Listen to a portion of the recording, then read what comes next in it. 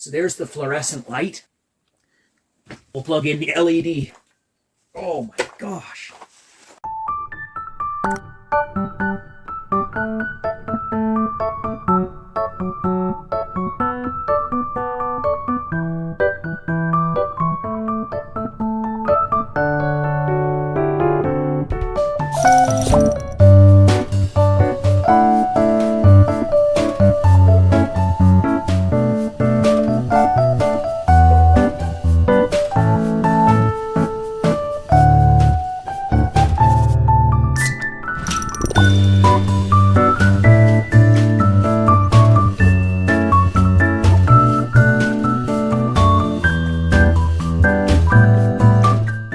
So it's a couple degrees below zero and this light turns on instantly.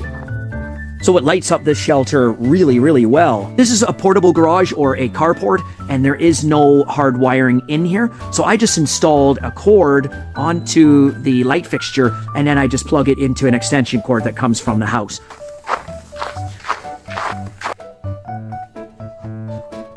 I plugged the fixture into my power station, and as you can see, it consumes almost 300 watts.